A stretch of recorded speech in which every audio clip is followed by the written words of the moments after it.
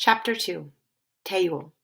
Soon-hee is a real pain sometimes, always asking questions, always wanting to know what's going on. I tell her it's none of her business, which is true. Abuji would tell her if he wanted her to know.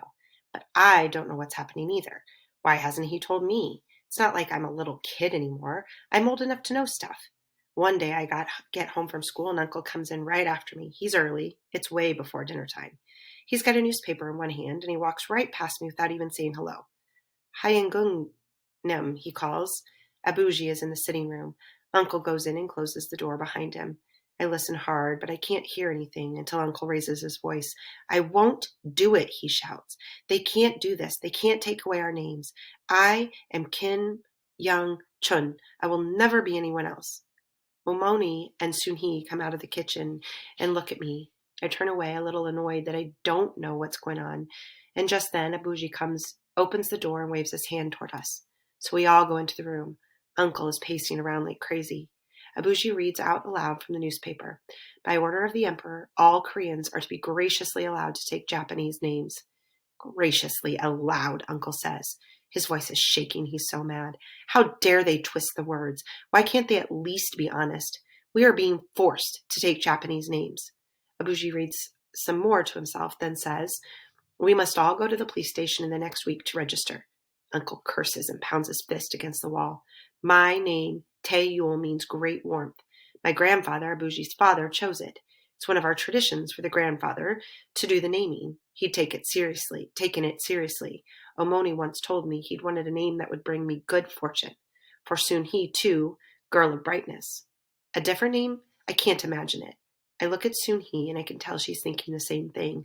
Those who do not register will be arrested, Abuji says. Let them arrest me. They will have my body, but not my soul. My name is my soul. Uncle's face is as red as a pepper. Abuji holds up his hand. Such talk is useless. It must be done, but let me think a while. We leave him alone. I'm last out of the room, but I don't close the door. I watch him take a few books from the cupboard and turn the pages. And then he gets up again and fetches paper and pencil, writes something on the paper, looks at it, writes some more. What's he doing? At last he calls us all back into the room. Soon he and I sit on the floor, but Uncle stays standing, his arms crossed, stubborn. Abuji waits a few moments until Uncle seems calmer and uncrosses his arms. Taeyul, Soon-hee, you know that the Kim clan is a large and important one, Abuji says. Long ago, all Kims lived in the same part of Korea, in the mountains. Choosing the word for gold as their name shows what a strong clan they were. Gold was only for kings. He picks up the sheet of paper from the table and points at it.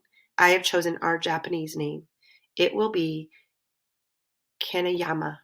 Yama means mountain in Japanese, and Kane means gold, so the name will honor our family history.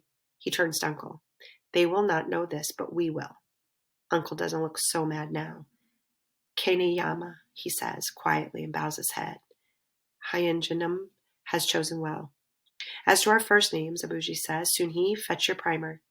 Soon-hee goes to the cupboard and brings back an old book. I know the book. It was mine first, then hers.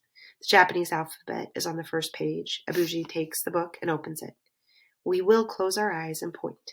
Whatever letter we point to, we will choose a name that begins with this letter. These are not our real names, so we do not care what they are. Uncle grins. That's very good, Hyenjim. In fact, I do not care at all. You may choose my letter for me. Abuji smiles too. Nope, we will each choose for ourselves. First Abuji, then Uncle. My turn.